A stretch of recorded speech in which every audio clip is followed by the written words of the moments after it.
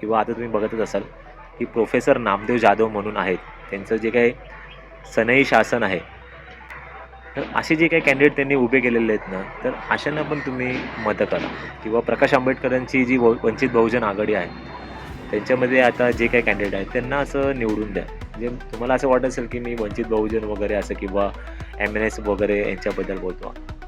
पहिली गोष्ट मनामध्ये असं काही निगेटिव्ह आणू नका. तर आता सध्याचं आपल्याला इम्पोर्टन्स काय आहे? बी-जे-पीचं जे धोरण आहे ते आपल्याला सगळ्यांना मान्य नाही, की त्यांची जी सिस्टम ते लोकं जे आता सध्या चालवत आहेत, ते आपल्या जनतेला मान्य नाही. आपल्याला पर्यायी मार्ग काय? आता मोठा पक्ष बी-जे-पीच्या नंतर काँग्रेसच आहे. पण काँग्रेस परत जर समजा रुलिंग पार्टीवरती आला आणि परत बी-जे-पीमधले जे काँग्रेसमधून गेले आणि ते परत काँग्रेसमध्ये आले तर मग तुमच्या वोटचा फायदा काय झाला? ते त्यांचं अस्तित्व टिकवण्यासाठी परत बी-जे-पीमधून काँग्रेसकडे वळणार. जर काँग्रेस रुलिंग पार्टीवर आली तर. काय हेच होणार आणि जास्तीत जास्त राज्यांमध्ये तर फरक नाही पडणार. केंद्रामध्ये पडू शकतो कारण की तिथं राहुल गांधी आहे.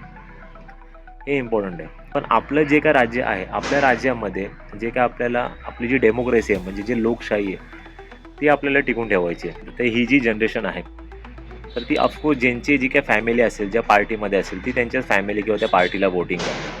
पण जी उर्वरित जनता आहे, जी खरंच काही प्रॉब्लेम्सला जी जनता फेस करत आहे आणि त्यांना असं वाटतं की काही परिवर्तन व्हावं, तर तुम्ही ऑप्शन ज्या काही पार्टीज आहेत, त्यांना तुम्ही जाऊ शकता.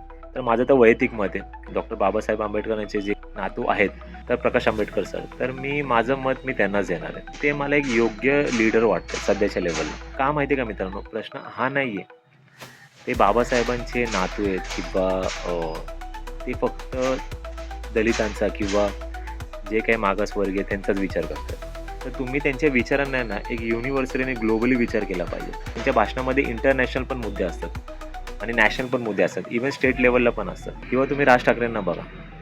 राज ठाकरेंनी जसं नाशिक सुधरवलं आणि दुसरी गोष्ट म्हणजे राज ठाकरेंच्या भाषणामध्ये तुम्ही बघा आरक्षणाबद्दल त्यांनी जरांगे पाटलांना ऑलरेडी सांगितलेलं, की बाबा आरक्षण वगैरे मिळणार नाही कारण की त्याला खूप अशा क्रायटेरिया वगैरे आहे आणि त्याला जर बायपास करायचं असेल, ते शक्यतो इम्पॉसिबलच आहे. असं जरांगे पाटलांना त्यांनी सांगितलं पण होतं. पण ह्या गोष्टी इम्पॉर्टंट आहे. आतापर्यंत मराठा आरक्षण वगैरे आपल्याला भेटलं का? नाही भेटलं ना. म्हणायचं तात्पर्य काय? मराठा समाजामधले जे आमदार विधान भवनमध्ये बसतात आणि तरी पण आरक्षण मिळत नाही. तर ह्याच्यासारखं दुर्दैव कुठेच नाही, की आपल्याला आता सध्या हा जो देश आहे किंवा आपलं राज्य आहे किंवा शहर वगैरे आहेत, तालुके आहेत. तर त्या ठिकाणी आपल्याला चांगलं लॉ मेंटेन करायचं असेल, जे काही संविधान वाचवण्यासाठी जे काही लीडर्स आहेत आणि त्यांची जी काही चळवळ आहे, अशाच लोकांना तुम्ही मत दिलं पाहिजे.